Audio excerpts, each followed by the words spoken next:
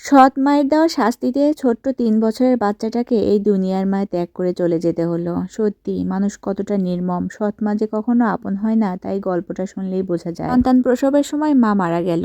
মারা যাওয়ার আগে সে তার স্বামীকে বলে গিয়েছিল যে তুমি আমার সন্তানকে ভালোভাবে দেখে রেখো। সেই মুহূর্তে স্বামীও তাকে কথা দিল যে আমি আমার সন্তানকে অনেক ভালোভাবে দেখে শুনে রাখবো। এভাবেই বাবা তার সন্তানকে অনেক যত্ন করে মানুষ করতে লাগলো। তার দেখাশোনার দায়িত্ব, তাকে খাওয়ানোর দায়িত্ব সব বাবারই ছিল। এভাবে ৩টা বছর কেটে গেল। ৩ বছর পর বাবা আরেকটা বিয়ে করলো। যে মহিলাটাকে বিয়ে করেছে তার আগের পক্ষের 2টা সন্তান আছে। সেই সন্তান সহই তাকে বিয়ে করে নিয়ে আসলো যে তার যেহেতু সন্তান আছে সে হয়তো সন্তানের মায়া বুঝতে পারবে।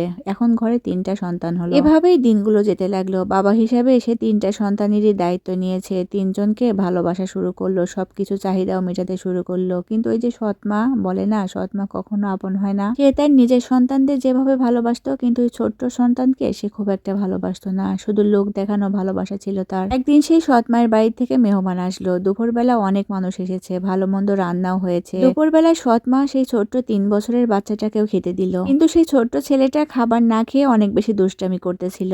একটা সময় সে ভাতগুলো মেঝেতে ফেলে দিল। এই ঘটনার পর সৎ মা অনেক রেগে যায়। তখন সেই ভাতের প্লেটটা সহ ছোট্ট বাচ্চাটাকে বারান্দায় আটকিয়ে রেখে দরজাটা বন্ধ করে দিল। তখন ছিল শীতকাল। রাতে যখন তার বাবা বাসায় ফিরলো, খাওয়া দাওয়া করলো। খাওয়া দাওয়া করার পর জিজ্ঞাসা করলো যে তার সন্তানেরা ঠিক আছে কিনা। তখন তার স্ত্রী উত্তর দিল, হ্যাঁ সবাই ভালো আছে, তারা খাওয়া দাওয়া করে ঘুমিয়ে পড়েছে। তার বাবাও খাওয়া দাওয়া করে ঘুমিয়ে পড়লো। ঘুমের মধ্যে সে তার প্রথম স্ত্রীকে স্বপ্ন দেখলো। প্রথম স্ত্রী স্বপ্নে এসে তাকে বলল আমার সন্তানকে তুমি দেখে রেখো। এটা দেখার পরে তার ঘুম ভেঙে গেল। পাশে থাকা স্ত্রীকে জিজ্ঞাসা করলো আমার সন্তানেরা কি ঠিক আছে। সে বলল ঠিক আছে, তারা ঘুমিয়েছে। সে আবারও ঘুমিয়ে পড়ল। কিছুক্ষণ পর তার প্রথম স্ত্রী আবার স্বপ্নে আসলো, এসে বলল আমার সন্তানকে তুমি দেখে রেখো। তার আবারও ঘুম ভেঙে গেল। পাশে থাকা স্ত্রীকে আবার জিজ্ঞাসা করলো আচ্ছা তুমি আমার সন্তানদের ঠিক মতো খেয়াল রেখেছো তো। আর স্ত্রী জবাব দিল হ্যাঁ আমি তাদেরকে ভালোভাবে খাইয়ে ঘুম পাড়িয়ে দিয়েছি। সে আবারও ঘুমিয়ে পড়ল। ঘুমের মধ্যে সে আবার তার প্রথম স্ত্রীর স্বপ্ন দেখলো। স্বপ্নে তার প্রথম স্ত্রী তাকে বলছে আমার সন্তানকে তোমার আর দেখে রাখতে হবে না, আমার সন্তান আমার কাছেই চলে এসেছে। সে দেখার পর লোকটা লাফায়া উঠলো। তারপরে তার স্ত্রীকে বলল চলো তো আমার ছেলেদের রুমে যাই, তারা কি করছে দেখে আসি। সেখানে গিয়ে দেখলো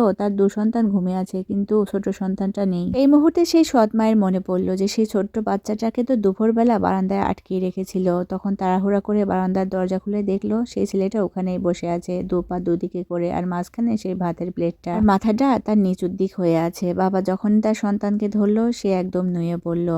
শেষ দেখাটা দেখে বাবা অনেক কান্না করলো। সত্যি একেই বলে হয়তো মা। মা যেখানেই থাকুক না কেন সন্তানদের প্রতি যত্ন ভালোবাসা হয়তো কখনোই কমে না। সত্যি পৃথিবীতে মা তো মাই হয়, সৎ মা কিন্তু কখনোই আপন হয় না। গল্পটা নাকি তার এক আত্মীয়র সাথেই ঘটেছিল আর এটা নাকি বাস্তব ঘটনা। আজকের ভিডিওটা ভালো লাগলে আর গল্পটা ভালো লাগলে অবশ্যই লাইক কমেন্ট শেয়ার করে পাশে থাকবেন। আর যারা এরকম গল্প শুনতে ভালোবাসেন তারা কিন্তু অবশ্যই আমার পেজটা ভিজিট করতে পারেন। তো অনেক আপুই কিন্তু গল্প পাঠিয়ে রেখেছেন, আমি সময় করে গল্পগুলো পড়ে শেয়ার করব।